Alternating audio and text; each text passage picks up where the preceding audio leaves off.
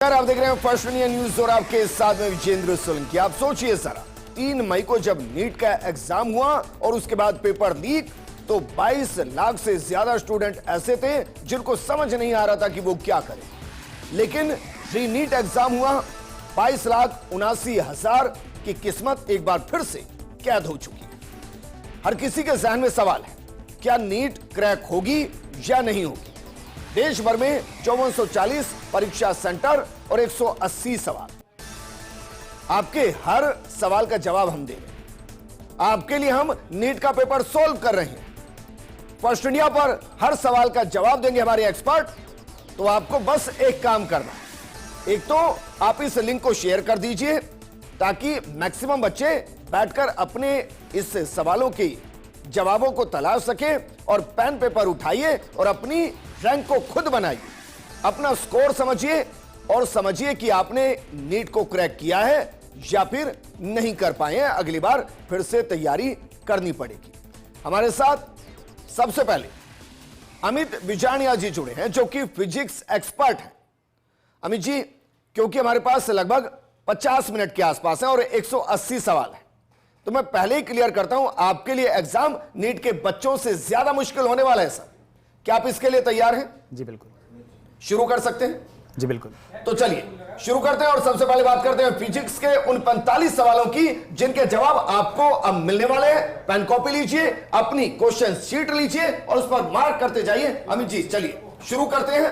Physics में किस तरीके से एक एक सवाल, आपके पास हर सवाल के लिए लगभग 10 से 12 सेकंड। ये एक फ्रिक्शन का वर्क का सवाल है, इसका आंसर फोर्थ होगा, हाफ। एक अगला मीन फ्री पाथ का सवाल है, इसका आंसर, इसको आगे बढ़ाइए, सवाल नंबर 3 पर लाइए। मीन फ्री पाथ का फॉर्मूला बेस्ड क्वेश्चन है एंड इसका जो आंसर होगा it will be fourth option, that is N A is equals to half times of N B. जो थर्ड क्वेश्चन है ये एक इंडक्टर का ईएमआई बेस्ड क्वेश्चन है, सीरीज पैरेलल का सवाल है। इसका जो आंसर आएगा this is going to be, it could be little bit faster. इसको थोड़ा स्पीड में कीजिए। वैसे हाफ या 2 आंसर आएगा। The answer is going to the fourth one, the 2 answer, fourth option. ठीक है, सवाल नंबर 4 पर लाइए। ये साउंड वेव्स का सवाल है, इसका आंसर थर्ड होगा, 1। ये एक इंडक्शन का सवाल है, इसका आंसर जो होगा that is going to be mu naught pi R square into L, that is the first option. 6th question का आंसर थर्ड ऑप्शन है। 7th क्वेश्चन का जो आंसर है it is going to be, मेरे ख्याल से पहला ही ऑप्शन आना चाहिए शायद आंसर, दैट 3726 पहला आंसर है। ठीक है, सवाल नंबर 8 लाइए। 8वें सवाल का ऑप्शन भी मेरे ख्याल से पहला वाला ही ऑप्शन सही है। अगेन आगे बढ़ाइए इसको। एज ए सेड 1 आंसर है इसका। 9th जो है, 9th क्वेश्चन जो है उसमें एनर्जीज पूछ रखी है, एनर्जीज जो पूछ रखी है, इसका जो आंसर आएगा तो फोर्थ आंसर है, दैट इज 1/6। ठीक है, इसको थोड़ा कोऑर्डिनेट कीजिए। अमित सर जो बोल रहे हैं उसके साथ थोड़ा कोऑर्डिनेट कीजिए इसको। 10th सवाल नंबर 10 देखिए। 10th क्वेश्चन का आंसर जो है वो फोर्थ है, दैट इज 400। ठीक है, सवाल नंबर 11। 11वें सवाल का जो आंसर है that is going to be, इसको बढ़ाइए आगे। Fourth option, first option mu naught I naught upon 12 are.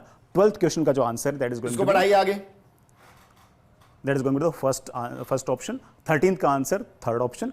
14th जो क्वेश्चन है सोलर सिस्टम का सवाल है, इसका सेकंड ऑप्शन सही है। एक बार रोकिए इसको सर। अमित सर, क्योंकि हम जो एक पेपर हमने उठाया है, जरूरी नहीं है सर हर सवाल यही इसी सीक्वेंस में हो सर। हाँ। तो जो बच्चे हमारे साथ कनेक्ट हैं, क्या हम उनको कुछ कीवर्ड के साथ बता सकते हैं कि भाई ये सवाल मोटा मोटा है और इसका ये जवाब है सर? हाँ। क्या हम ऐसे देख सकते हैं इसको? एग्जैक्टली, इसीलिए हम लोग स्क्रीन के ऊपर सवाल लेके भी आए, तो बच्चा रिलेट बड़े आराम से कर पाए। आप आराम से पॉज कर करके देखते रहिए कि सवाल क्या है और उसका जवाब हम आपको बता रहे हैं। अदरवाइज कोड्स तो खूब सारे हैं ना, इसलिए हम जब भी कुछ आइडिया है कि कितने कोड्स होंगे?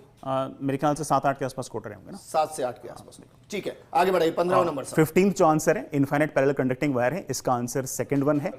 16th क्वेश्चन जो है ये जेनेट डायोड का क्वेश्चन है and its answer is going to be I think the second option. 17th जो है ये एक हीट एंड थर्मो का सवाल है, एडियाबैटिक एक्सपेंशन का सवाल है, थर्ड ऑप्शन इसका राइट आंसर है। 18th जो क्वेश्चन है ये फोटो इलेक्ट्रिक इफेक्ट वगैरह का सवाल है और थ्रेशोल्ड वेवलेंथ का सवाल है, फर्स्ट ऑप्शन इसका करेक्ट आंसर है। 19th जो है वो अगेन मॉडर्न फिजिक्स का सवाल है, थर्ड ऑप्शन इसका करेक्ट आंसर है। 20th जो क्वेश्चन है ये इसका आंसर थर्ड वन है। और अगेन एक इलेक्ट्रो का सवाल है, 21st of question, 21st of number question, और इसका आंसर जो फोर्थ ऑप्शन आपके पास रहेगा। 22nd ऑफ क्वेश्चन जो है ये एक रिफ्रैक्टिव इंडेक्सेस का और ऑप्टिक्स का सवाल है, इसका आंसर जो आएगा, इसका आंसर जो है वो सेकंड ऑप्शन रहेगा। 23rd क्वेश्चन जो है ये अगेन एक बढ़िया सवाल है, थोड़ा टफर काइंड ऑफ क्वेश्चन है, मोमेंटम का सवाल है and its answer is going to be the second option. फिर एक थर्मल एक्सपेंशन का सवाल है, इसका ऑप्शन थर्ड सही रहेगा। एक सिलेंड्रिकल कॉर्क यूनिफॉर्म डेंसिटी का है, फ्लूइड का सवाल है, इसका आंसर जो होगा that is going to be the fourth option. ठीक है, आपको ये लग रहा होगा कि अमित सर बड़े आसानी से इसको बता रहे हैं। अमित सर ने लगभग 2.5 घंटे इस पर एक्सरसाइज की है और ये आपके लिए सवाल और सवाल के जवाब और जवाब को मार्क करके लाए हैं, इसलिए आपके लिए हम बहुत आसानी से इन 40-45 सवालों को सोल्व करने वाले हैं, ताकि आपको इन 10-12 मिनट में ही पता चल जाए कि आपका कौन सा सवाल सही है, कौन सा गलत है। आगे बढ़ते हैं, सवाल नंबर 26। वर्नियर कैलिपर का सवाल है, अगेन अच्छा सवाल है, इसका आंसर फोर्थ ऑप्शन आएगा 1.04। अगला जो सवाल है ये अगेन हमारे पास एक मोमेंट ऑफ इनर्शिया का सवाल है, इसका जो आंसर आएगा, आगे बढ़िए, that is going to the second option. And next is spring mass system का सवाल है, इजी क्वेश्चन है, second option is going to be the correct answer. 29th जो क्वेश्चन है ये ऑप्टिक्स का सवाल है, अच्छा सवाल है, second option is going to be the right answer.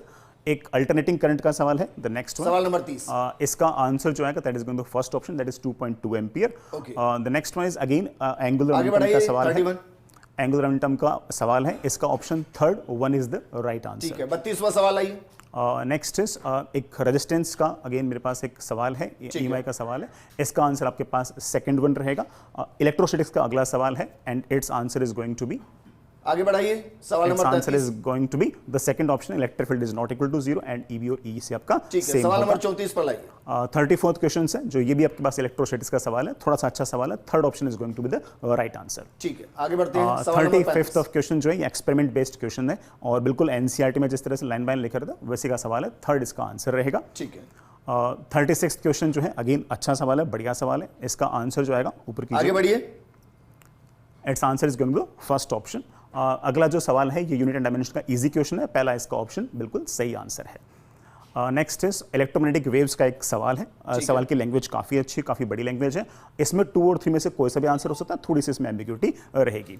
39th जो क्वेश्चन है इसका आंसर हमारे पास आगे बढ़िए, हीट एंड थर्मोडायनेमिक्स का सवाल है and its answer is going to be the third one.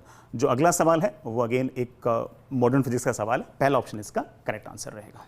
Amit sir ने लगभग 6 से 7 मिनट के अंदर आपके 40 सवालों को सोल्व कर दिया, लेकिन अमित सर मेरे कुछ सवाल हैं, सवाल जैसे 38 जिसमें आपने सेकंड एंड थर्ड को ऑप्शन चूज किया, तो कहीं ऐसा तो नहीं है कि एक सवाल को लेकर नीट फिर से फंस जाएगी? नहीं, ऐसा नीट में ऐसा एनटी में होता रहता है और वो in all the probabilities second और थर्ड दोनों को ही आंसर मान लेंगे, या फिर अगर ज्यादा मुश्किल आएगी तो सवाल को ड्रॉप कर देंगे। नहीं, बट सवाल तो एक ही होगा ना सर, प्लीज टेक्स, सवाल तो एक ही होगा ना सर, और उसका जवाब भी एक ही होगा, 2 और 3 कैसे हो सकता है सर? मतलब अगर संभावनाएं होती हैं क्या? नहीं, बिल्कुल संभावनाएं होती हैं, और अगर मान लें कि सवाल के अंदर ऐसे कि अगर एम्बिग्यूटी रहती है तो ऐसे केस में दोनों पर नंबर दे देते हैं, या फिर अगर सवाल को ज्यादा एम्बिग्यूटी होगी, सवाल अगर गलत होगा तो सवाल को ड्रॉप कर देंगे और जो बाकी सवाल है उनके नंबर से रैंक निकाल देंगे। एक और सवाल सर मेरा, क्योंकि जब एग्जाम खत्म हुआ था तो हमने 10 से ज्यादा सेंटर से जो बच्चे निकल रहे थे उनसे हमने सवाल पूछे थे, 10 के 10 सेंटर में से हमें एक बच्चा नहीं मिला जिसने ये कहा हो कि फिजिक्स आसान है, सबने कहा कि फिजिक्स इस बार टफ था,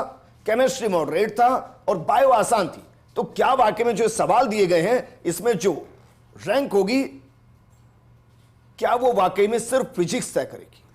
ऐसा होता ही है ना, बच्चे कई बार पूछते हैं कि ना सर डॉक्टर लोग फिजिक्स क्यों पढ़ते हैं। मुझे कई बार ऐसा लगता है कि शायद ना फिजिक्स सबसे ज़्यादा टफ बन चुकी है, एंड लास्ट ईयर भी फिजिक्स अच्छी खासी टफ थी, इस साल भी फिजिक्स के कई सवाल अच्छे खासे थे, और जिस तरह से जेईई में सवाल पूछते, इंजीनियरिंग वाले बच्चे जो सवाल करते हैं जिसमें अच्छी मैथमेटिक्स इन्वॉल्व होती है, मैनिपुलेशंस इन्वॉल्व होती हैं, इस तरह के सवाल थे, और बायो वाले बच्चों के लिए थोड़े से सवाल थोड़े से ज़्यादा टफर साइड के रहेंगे। तो आप ये कह रहे हैं कट ऑफ जो भी रहेगी वो फिजिक्स तय करने वाली? एग्जैक्टली, हर साल ऐसा होता है। एक और सवाल, 3 मई को जो एग्जाम हुआ था और आज जो एग्जाम हुआ है, दोनों में से टफ कौन सा है? क्योंकि 3 मई को हो सकता है किसी की किस्मत बहुत अच्छी हो तो उसको एग्जाम क्रैक करने में आसानी हुई, लेकिन मैं व्यक्तिगत मानता हूं जिसकी प्रिपरेशन बहुत अच्छी होगी उसके लिए 3 मई भी वही होगा और 21 जून भी वही होगा।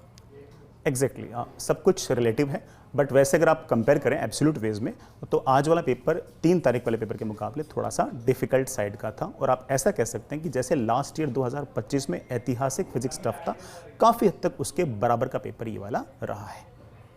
तो आपको क्या लग रहा है बच्चे कितने क्रैक कर पाएंगे 45 सवाल में से? मुझे ऐसा लगता है कि किसी बच्चे ने अगर मान लीजिए कि 35 से 34 के आसपास अगर सवाल सही कर दिए तो इट मीन्स उसने फिजिक्स में बहुत ही अच्छा किया है। फिजिक्स के 40 सवालों को सोल्व किया था, अमित बिजानिया जी हमारे साथ हैं, फिजिक्स एक्सपर्ट, लेकिन सवाल है कुल 45।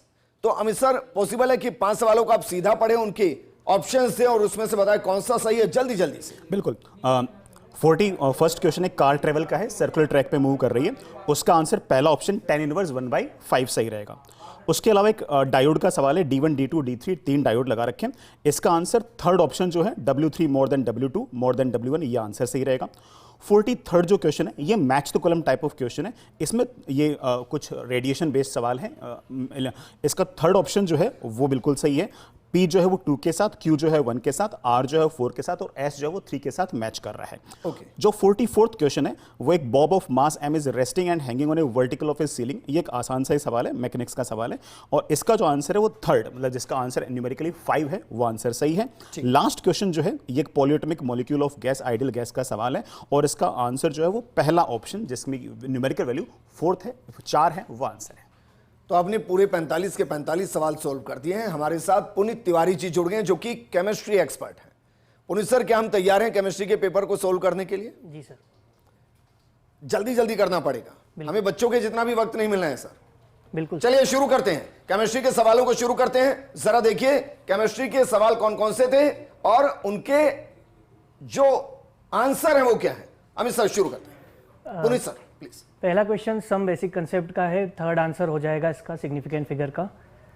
Second question ionic equilibrium chapter से बिलोंग करता है, फोर्थ आंसर रहेगा इसका। ठीक है सर। 53 जो है assertion is correct, reason is incorrect, option 3 will be correct. यहाँ पे थर्मोडायनेमिक्स से बिलोंग करता है। 54th जो क्वेश्चन है इलेक्ट्रोकेमिस्ट्री का क्वेश्चन है, सेकंड आंसर हो जाएगा, लेटिमर डायग्राम से रिलेट करता है ये। ठीक है sir. 55th question redox reaction का क्वेश्चन है, फर्स्ट आंसर हो जाएगा इसका। ठीक, आगे बढ़िए। ये जो नेक्स्ट क्वेश्चन है थर्मोडायनेमिक्स से बिलोंग करता है, फ्री एक्सपेंशन से प्रोसेस का क्वेश्चन है, फोर्थ आंसर रहेगा इसका करेक्ट। ठीक है। नेक्स्ट जो है केमिकल काइनेटिक्स का क्वेश्चन, जीरो ऑर्डर रिएक्शन का आसान है, सेकंड आंसर हो जाएगा इसका। सर आपके लिए तो सब आसान है, बच्चों के लिए आसान है? बच्चों के लिए थोड़ा सा ट्रिकी तो था इसके अंदर। ठीक है, आगे बढ़ते हैं। जो नेक्स्ट क्वेश्चन इलेक्ट्रोकेमिस्ट्री का डिबाय-हकेल ऑनसेगर इक्वेशन से रिलेटेड, थोड़ा सा कैलकुलेटिव है ये, फर्स्ट आंसर रहेगा इसका। आपको क्या लगता है सर बच्चों को इसको सोल्व करने में कितने मिनट लगे होंगे सर? बच्चों की अगर प्रैक्टिस नहीं रहती तो 2 मिनट 3 मिनट ले लेते हैं ऐसे क्वेश्चन कई बार। ठीक है, आगे बढ़ते हैं। 59 नंबर। जो नेक्स्ट क्वेश्चन है मॉल कंसेप्ट का है, कंबशन रिएक्शन, फर्स्ट आंसर हो जाएगा, इजी है। ठीक है। ये केमिकल काइनेटिक्स का क्वेश्चन है, अगेन थोड़ा सा ये भी कैलकुलेटिव क्वेश्चन है, पेपर के अंदर टाइम कंज्यूम करेगा बच्चों का। ठीक। ये वैसे Carnot cycle out of syllabus रहता है, बट जो क्वेश्चन पूछने का तरीका है वो सिलेबस के अंदर है। ओके, आगे बढ़ाइए इसको सर। इसका फर्स्ट ऑप्शन आंसर हो जाएगा। ठीक है। तो ये दरअसल वो 11 सवाल हैं जो हमने अभी सोल्व किए हैं। हमने पूरा पेपर सोल्व कर लिया है, लेकिन हम आपको बता रहे हैं कि ये 11 सवाल इस दौरान। पुनीत सर जरा बताइए, क्योंकि हमने जैसे बताया भी, अमित सर भी हमारे साथ जुड़े हुए थे, कि हमने 10 से ज्यादा सेंटर पर जाकर बच्चों के जब एग्जाम खत्म हुए तो हमने उनसे बातचीत की, तो उन्होंने सबने फिजिक्स को लेकर तो हाथ खड़े कर दिए कि भाई सबसे टफ फिजिक्स था, लेकिन जब केमिस्ट्री को लेकर सवाल हुए तो वो 50-50 का रेशियो था। कोई कह रहा था बहुत टफ है, कोई कह रहा था बहुत आसान है, कोई कह रहे थे कि सवाल कुछ ज्यादा टफ रहे, कुछ आसान रहे। आपको क्या लग रहा है कि वाकई में केमिस्ट्री को सोल्व करना थोड़ा मुश्किल रहा हो? कंपेरेटिवली फिजिक्स के मुकाबले तो आसान था केमिस्ट्री का पेपर, बट एक जो जनरल नीट का तरीका रहता है क्वेश्चन पूछने का, उससे थोड़े से कुछ 5 से 6 क्वेश्चन ऐसे थे तो थोड़े से डिफिकल्ट एंड पे रहेंगे यहाँ पे। तो अभी तक जो पेपर आते थे उनसे थोड़ा सा डिफिकल्ट बोल सकते हैं। अच्छा, ऐसा तो नहीं है पेपर लीक होने के बाद एनटीए गुस्से में आ गया? नहीं, चलिए सबसे टफ पेपर देते हैं। नहीं, ऐसा कुछ नहीं है, कुछ 5-6 क्वेश्चन ही है जिनके अंदर थोड़े मल्टीपल कंसेप्ट यूज हुए हैं, थोड़े से लेंदी है, अदरवाइज इजी पेपर बोल। और इस तरीके के जो सवाल होते हैं उसके लिए आप क्या गाइड करते हैं कि भाई ये जो लेंथी सवाल हैं, जो टाइम कंज्यूमिंग सवाल हैं, इनको सबसे लास्ट में अटेम्प्ट कीजिएगा या साथ के साथ करते चलिए? हाँ, जनरली बच्चों को पेपर अटेम्प्ट करने की यही एडवाइस देते हैं कि जब स्टार्ट करते हैं तो पहले जो भी क्वेश्चन आ रहे हैं इजी है, सबसे पहले उन्हें अटेम्प्ट करें। जो भी डिफिकल्ट क्वेश्चन होते हैं उन्हें सबसे लास्ट में करना चाहिए, क्योंकि टाइम अगर स्टार्टिंग में कंज्यूम हो गया तो बाद में थोड़ा प्रेशर भी आ जाता है बच्चे के ऊपर।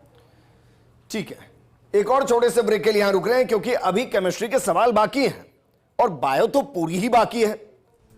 एक छोटे से ब्रेक के बाद जल्द लौट रहे हैं, आप कहीं मत जाएगा, क्योंकि ब्रेक के बाद आपके सवालों को हम अपने एक्सपर्ट के साथ सोल्व करने वाले हैं। जल्द हाजिर। नीट का एग्जाम हो चुका है, री एग्जाम भी हो चुका है, लेकिन री एग्जाम के दौरान आपके सवालों के जवाब क्या है, फर्स्ट इंडिया आज ही आपको वो जवाब दे रहा है, ताकि आपको इंतजार ना करना पड़े कि भाई अब परिणाम आएगा, उसके बाद हमारी ये रैंक होगी, इतनी कट ऑफ जाने वाली है, सवाल का ये सही जवाब होगा। हम सब आपको बता रहे हैं। हमने पूरा फिजिक्स कवर किया, अब हम केमिस्ट्री की बात करें। सवाल नंबर 61 से हमारे, क्योंकि सीक्वेंसिंग चेंज हो सकती है, इसलिए पुनीत सर से मैं रिक्वेस्ट भी करूंगा कि पुनीत सर थोड़ा सा सवाल को हम बताते हुए बच्चों को, ताकि वो अपने जो भी उनका क्वेश्चन पेपर है उसमें उसको आसानी से चेक कर सकें और उसके जवाब की तरफ हम बढ़ेंगे। 61 नंबर सवाल से शुरू करते हैं, चलिए। 61 जो क्वेश्चन है कोऑर्डिनेशन कंपाउंड का क्वेश्चन है, फेशियल मेरिडियनल यानी कि A3 B3 type complex, option 2 जो है यहाँ पे करेक्ट आंसर है इसका। ठीक है, 62 पर आइए, सवाल नंबर 62 पर आइए।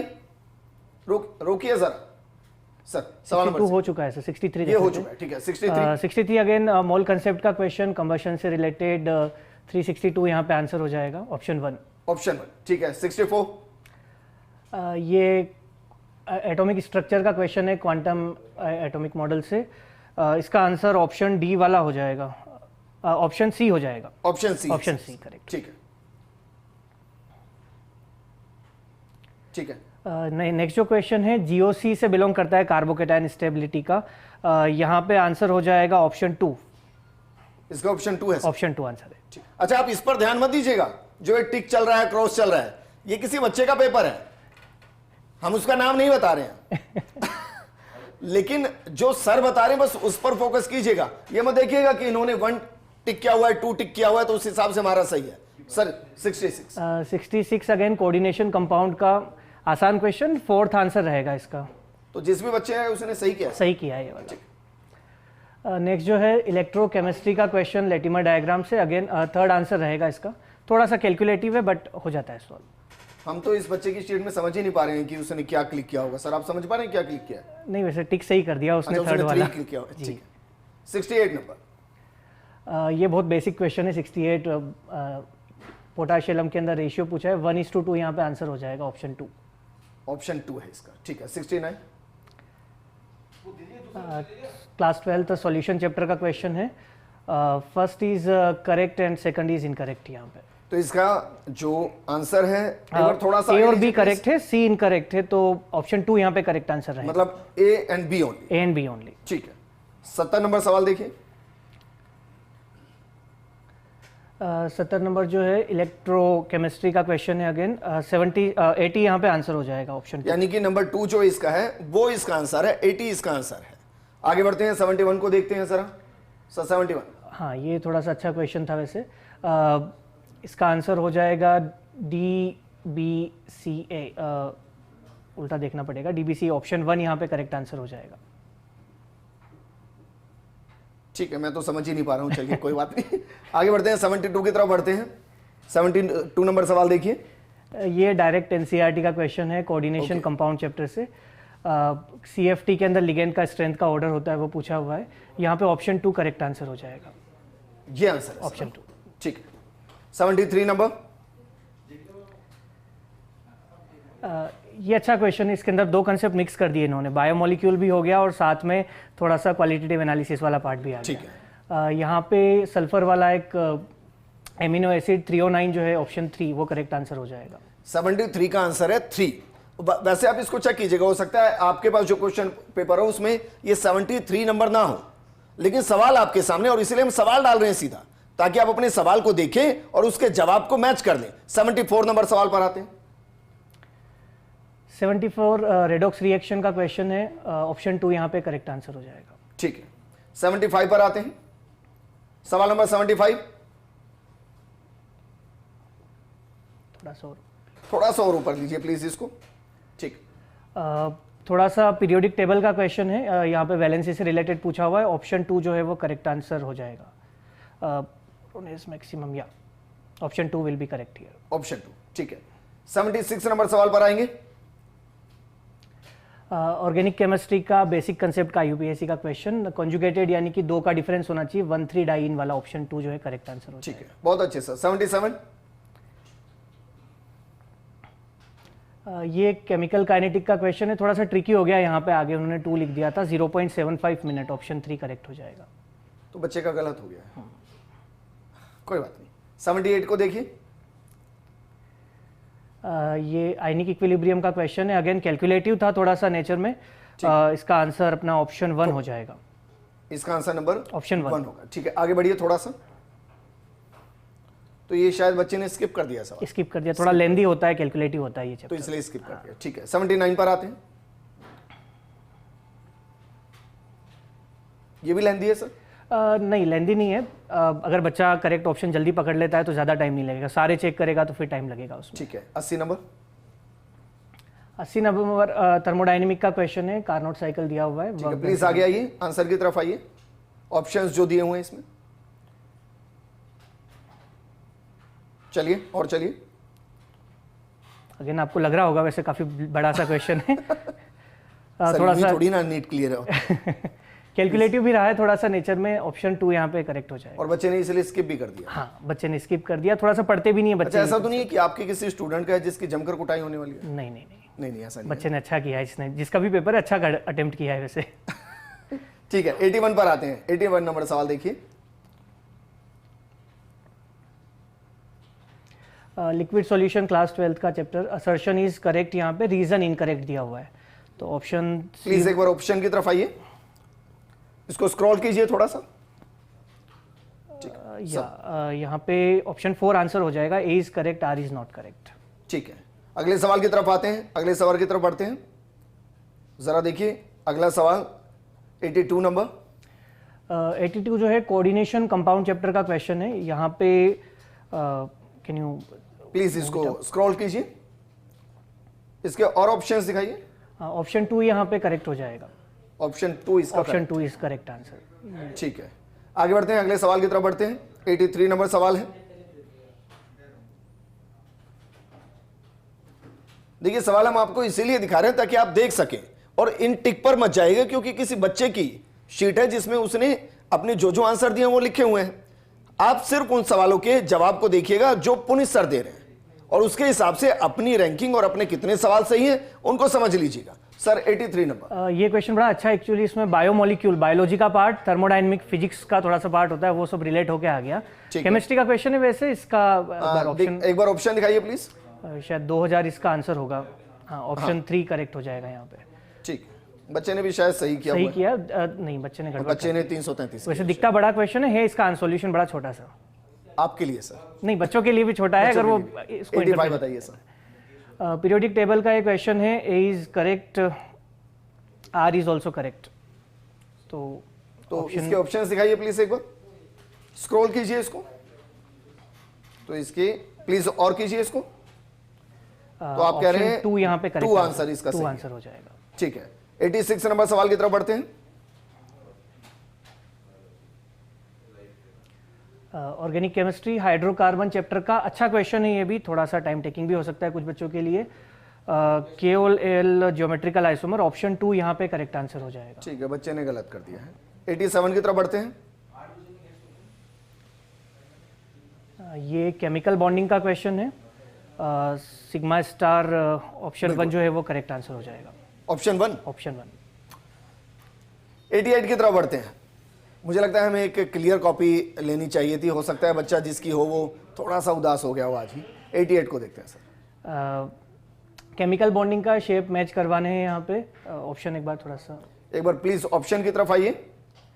तो यहाँ पे वैसे PCl5 को, हाँ, ऑप्शन 3 करेक्ट है इसका आंसर। चारों मैच करवाने पड़ेंगे, चारों जो कंपाउंड दिए हुए उनके शेप से मैच। ठीक है, 89।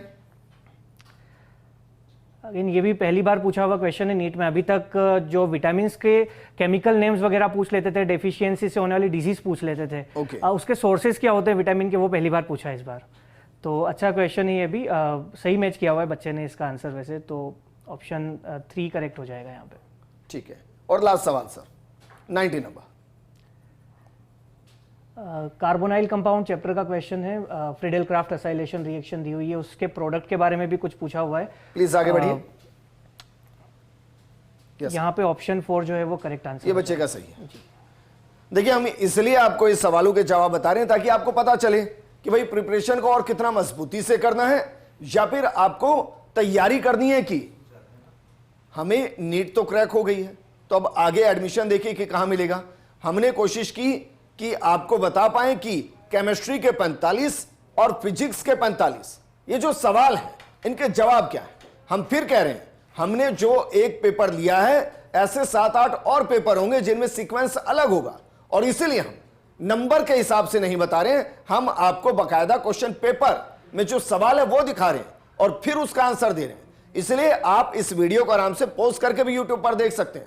फर्स्ट इंडिया के यूट्यूब पेज पर आप देख सकते हैं, वहां आराम से एक एक सवाल को पॉज कीजिएगा, और जो हमें अमित सर और मुकेश अमित सर और अभी तक पुनीत सर ने जो बताया है वो आराम से अपने सवालों को मैच कीजिएगा। एक छोटे से पुनीत सर ने केमिस्ट्री सोल्व की, अमित सर ने फिजिक्स सोल्व की, और सच बताइएगा 90 सवाल में से आपके कितने सही हैं और क्या वाकई में आपकी प्रिपरेशन के हिसाब से सवाल आए हैं या फिर एक और ट्राई करना पड़ेगा। हालांकि बायो बहुत कुछ तय कर देगी क्योंकि 90 के आसपास सवाल बायोलॉजी से है, और इसलिए मुकेश वर्मा सर हमारे साथ जुड़े हैं जो कि बायोलॉजी एक्सपर्ट हैं। मुकेश सर, आपके पास लगभग 8 से 9 मिनट है सर, और विद ड्यू रिस्पेक्ट सर, आपके पास प्रेशर बच्चे से बहुत ज्यादा है, आपको बहुत स्पीड में पेपर सोल्व करना पड़ेगा सर। लेकिन मैंने जब यहां मैं पुनीत सर से बात कर रहा था, अमित सर से बात कर रहा था, उन्होंने कहा कि सब एक जो सवाल है क्वेश्चन पेपर उसका एक कोड है। तो सर सबसे पहले आप क्लियर कीजिए कि आप कौन से कोड के बायोलॉजी के सवालों को क्लियर करने वाले हैं, सोल्व करने वाले हैं सर।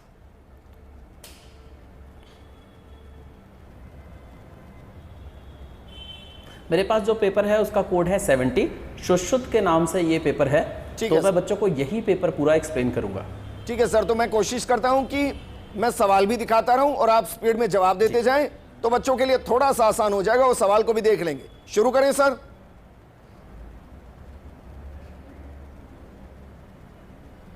ठीक है सर, 91 नंबर के सवाल से शुरू करते हैं। सर जवाब बताते जाइए, आप टेंशन मत लीजिएगा, स्क्रीन पर हम बताते जाएंगे जवाब। आप सवाल क्या है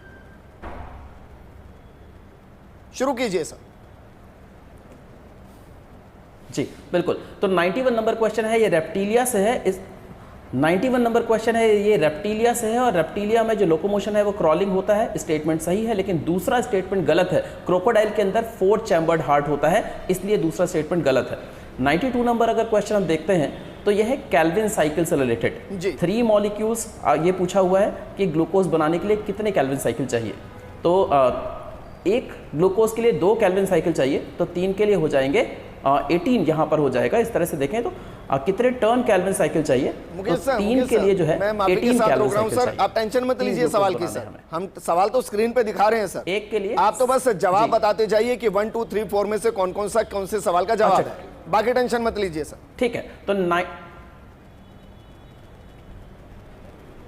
बिल्कुल, तो 92 नंबर क्वेश्चन का आंसर है 1, 93 नंबर क्वेश्चन का आंसर है 3, 94 नंबर क्वेश्चन का आंसर है 2, 95 का आंसर है 1, 96 का आंसर है 2, 97 का आंसर है 2, 98 का आंसर है 2, 99 जो कि मैड काउ डिजीज के लिए है, आंसर है 2, 100 नंबर क्वेश्चन है बच्चों, उसका आंसर है 2, 101 इसका आंसर है 3, 102 क्वेश्चन है जो कि पिगमेंट वाला क्वेश्चन है, आंसर है 3, 103 आंसर है 1, 104 आंसर है 4, 105 आंसर है 2, 106 आंसर है 4, 107 आंसर है 3, 108 आंसर है 2, 109 आंसर है 4, 110 आंसर है 3, 111 नंबर क्वेश्चन है जो कि अगेन प्रोकैरियोटिक सेल्स है, आंसर है 1, 112 आंसर है 3, 113 आंसर है 3, 114 आंसर है 3, फोटोसिंथेसिस का क्वेश्चन है, 115 आंसर है 1, 116 आंसर है 2, 117 आंसर है 3, 118 जो कि बायोमोलिक्यूल का क्वेश्चन है, आंसर है 3, 119 आंसर है 4, 120 आंसर है 2, 121 आंसर है 4, 122 आंसर है 1, 21 का आंसर है बच्चों 4, 22 का आंसर है 1 और 123 इसका आंसर है 3, 124 अगेन आंसर 1, 125 आंसर 1, 126 आंसर है 4, 27 का आंसर है 1, 28 आंसर है 2, 129 जो कि प्रोकैरियोटिक सेल के लिए है, आंसर है 1, 130 आंसर है 2, 131 आंसर है 3, 132 आंसर है 2, 133 33 का बच्चों आंसर है 4, 134 आंसर है 4। ये सेल साइकिल का क्वेश्चन है, बहुत इंपॉर्टेंट रहता है। 135 आंसर है 4, 136 आंसर है 2, 37 आंसर है 4, 38 आंसर है 3, 39 आंसर है 2, 40 आंसर है 3, 141 आंसर है 2, 142 आंसर है 1, 143 आंसर है 1, 144 आंसर है 4 और 145 आंसर है 1। ये हो गए 45 क्वेश्चन। बहुत अच्छा। अब बाकी 45 क्वेश्चन देखते हैं फटाफट। 146 आंसर है 2, 147 आंसर है 4, 48 क्लॉट बस्टर है 2, 149 1, 150 आंसर है 4, 151 आंसर है 3, 152 आंसर है 4, 153 52 का भी 4 है, 53 का 2 है, ठीक है ना। और 154 आंसर है 4, 155 आंसर है 3, 156 आंसर है 3, 57 आंसर है 2, 158 आंसर है 2, 159 बच्चों आंसर है 2, 160 इसका आंसर है 2, 161 answer is 4, 162 answer is 2, 163 answer is 2, 164 answer is 1, 165 answer is 1, 166 answer is 4, 167 answer is 1। Then we come to 68, 68 का आंसर है 2, 169 जो कि वर्टिब्री का क्वेश्चन है बच्चों, आंसर है 1, 170 आंसर है 1, 171 आंसर है 4, एंडोस्पर्म के अंदर क्रोमोसोम का नंबर पूछा है, 172 आंसर है 3, 173 आंसर है 2, 174 आंसर है 2, 175 आंसर है 3, 176 आंसर है 3, 177 आंसर है 3, 178 आंसर है 3, 179 आंसर है 4 एंड फाइनली 180 आंसर है 3। जी बहुत अच्छे मुकेश सर, आपने बिना पानी पिए जिस तरीके से 90 सवालों को सोल्व किया है सर, ये काबिल तारीफ है। अब चूंकि यहाँ सर माफ़ी के साथ अगर मैं कुछ कहूँ तो बुरा मत मानिएगा सर, क्योंकि यहाँ बायो की बात हुई है सर, यहाँ फिजिक्स की बात हुई है, यहाँ केमिस्ट्री की बात हुई है। जी बिल्कुल। मैं बस एक मैथ की छोटी सी कैलकुलेशन बता रहा हूँ सर। 145 पे आप थोड़ा सा गलत हो गए सर। आपने कहा कि 45 सवाल पूरे हुए, उस वक्त 55 सवाल पूरे हुए थे सर। क्योंकि उसके बाद 35 बच गए थे सर। बाकी अब मैं आपसे पूछ रहा हूं सर, 90 सवाल हैं आपको क्या? ठीक। अब मैं आपसे पूछ रहा हूं सर, क्योंकि जितने बच्चे मिले ना सर और जितने सेंटर से हमने बच्चों से पूछा, सबने कहा कि भाई बायो तो बड़ी आसान थी। सच में क्या बायो आसान थी क्या सर?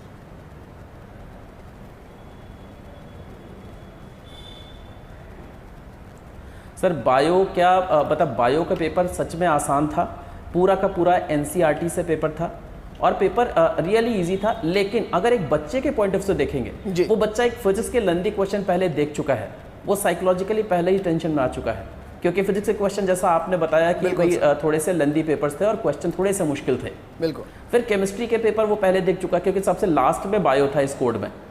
तो क्या था कि बायो नो डाउट एनसीईआरटी से था, इसमें 4-5 क्वेश्चन ऐसे थे जो घुमाने वाले थे, लेकिन ज्यादातर क्वेश्चन स्ट्रेट फॉरवर्ड थे, एनसीईआरटी से इजीली मिल जाते। जी अब ये कह रहे हैं सर रैंक तो बायो ही बनाएगी, फिजिक्स ने तो बिगाड़ी है रैंक। लेकिन पुनित सर फाइनल कमेंट मैं आपसे चाहूंगा, मुझे प्रोग्राम क्लोज करना है। इस पेपर और बच्चों के बीच के अंदर की केमिस्ट्री आपको कैसी महसूस हुई? केमिस्ट्री बन पाएगी या नहीं बन पाएगी? बिल्कुल बन पाएगी सर। केमिस्ट्री आसान सी ही रही है पेपर के अंदर। थोड़ा सा 4-5 क्वेश्चन जो ट्रिकी थे वो रैंक डिसाइडर क्वेश्चन भी रहने वाले हैं नीट एग्जाम में। बाकी मेरे हिसाब से केमिस्ट्री बहुत ज़्यादा मुश्किल नहीं रही, आसान है। पिछले सालों के मुकाबले थोड़ी सी डिफिकल्टी इसमें मान सकते। अमित सर लग रहा है कि फिजिक्स और बच्चों को कस के पढ़ानी पड़ेगी। एग्जैक्टली मुझे ऐसा लगता है कि जो नीट वाले बच्चे हैं उनको भी जेई मेन लेवल के क्वेश्चंस भी लगातार प्रैक्टिस करते रहने चाहिए। और अभी बच्चों को क्या कहना चाहेंगे? दोनों बच्चे जो क्रैक नहीं कर पाएंगे और जो क्रैक करेंगे, दोनों। जो क्रैक कर लिए उनको कॉन्ग्रेचुलेशंस, और जो क्रैक नहीं कर पाए वो उसके अलावा बाकी ऑप्शंस भी लगातार एक्सप्लोर करते रहें, और अगर 1 साल और दे सकते हैं तो आराम से इत्मीनान से अच्छे से पढ़ाई करें तो अगले साल हो जाएगा। बहुत अच्छे पुनीत सर, हमारे साथ जुड़ने के लिए। अमित सर बहुत शुक्रिया, और मुकेश सर आपका बहुत बहुत शुक्रिया सर हमारे साथ जुड़ने के लिए, क्योंकि जिस अंदाज में आपने बायो को कवर किया है ना सर, ये माइलस्टोन है सर। मैं कह रहा हूं किसी चैनल पर 90 सवाल इतनी जल्दी सोल्व नहीं होंगे सर जितना आपने कर दिया है। बहुत बहुत शुक्रिया आप सभी का, क्योंकि हमारे वो गुरु हैं जो उन बच्चों को तैयार करते हैं जो नीट को क्रैक करेंगे। हमने 180 सवाल आपके सामने सोल्व किए सिर्फ इसलिए कि आज की रात आप टेंशन में ना सोए। आपको पता हो कि 1 साल और तैयारी करनी है, या फिर आपको यह देखना है कि किस कॉलेज में एडमिशन के लिए तैयारी करनी है। लेकिन दोनों ही सिचुएशन अच्छी होती है। आप अच्छी तैयारी करेंगे, अगली बार हो सकता है आप वो पा पाए जो चाहते हैं, और जिन्होंने जो चाहा वो इसी बार मिल गया। इससे बेहतर और क्या हो सकता है। इस प्रोग्राम में फिलहाल इतना ही। नमस्कार।